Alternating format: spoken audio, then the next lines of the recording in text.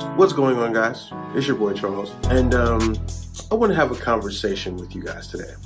Have you ever been given an address, given a location, and you get dressed, you're ready to go, you got your things, you even leave early for the time that's been given for you to show up? GPS says your destination is in 25 minutes. You get in the car, got your music on, everything is just fine. And the next thing you know, your music cuts off and the lady says, rerouting. There's an accident up ahead. Your destination will be in 45 minutes. Have you ever had your heart set? That infuriates me, guys. That really upsets me whenever that happens because, I just have my mind set on getting someplace at a certain time, okay? I'm a timely guy. Just like that happens on the road, sometimes that happens in real life. We have our mind set on a particular destination, right? I'm gonna graduate school from this time. I'm gonna be married by this time. I'm gonna have a boyfriend, a girlfriend by this time. I'm gonna get the promotion by this time. And every now and then, life says, rerouting. This friendship was supposed to last all my life. Rerouting. This boyfriend, this girlfriend is supposed to last all my life. Rerouting. These finances are supposed to last. Rerouting. There's one person I want to look at that when his life was rerouted, he had the right idea, and that's Jesus. And I know you think, man, Charles, Jesus, he's God. He's God in flesh. How has his life ever been in a position where he didn't know what was going to happen, where he didn't know the destination? He knew what was going to happen. He knew he was going to have to die for our sins. This is true.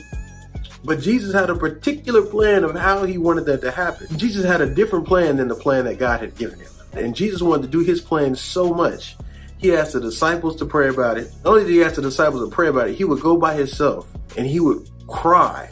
He would cry to the point that his tears turned into blood. That's how bad he wanted to change how God rerouted his situation. Jesus knew that for him to get on the cross, he would have to go through some things. And the physical part wasn't what Jesus was talking about. It wasn't getting stabbed through his skin, punctured through his muscle tissue, through his bone, all the way through the other side. That wasn't bothering him. Jesus healed flesh for a living. That wasn't a big deal. It was actually the fact that he has to pile on all of the sins of the past, the present, and the future.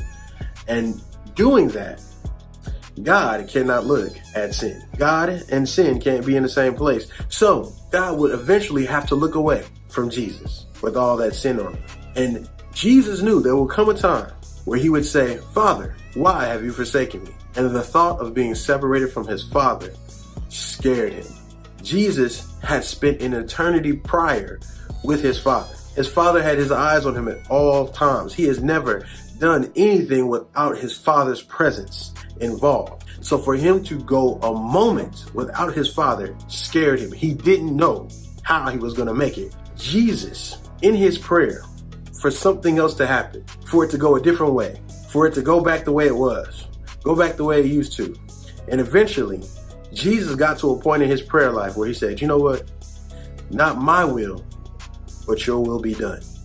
Not my idea, not my plan, not my vision for a relationship, not my vision for a marriage, not my plan for school, not my plan for college, not my plan for this friendship, not my plan for these finances, God, but your will. That's the attitude we all have to get to. It's not my will, God, but it's your will. And you know what? If Jesus had to go through crying till tears fell out his face, we're going to have to go through some tough moments too to come to that realization. If the Son of Man had to go through all that to get to that mental place, we too will have to go through some tough emotional moments to get to that place. To get to a place where you have to say, you know what? The dream or the vision or the idea or the plan that I thought I had to follow to get to my end goal might not be what I expected. Sometimes that hurts. Listen up, this is important. Whenever you don't change your route on your GPS and you keep going in that direction, eventually you end up running into an accident. Jesus' main thing he had to do was release his will. And every now and then, there's some things you got to release. I don't know if it's a friendship, a job. I don't know what the thing God wants you to release is.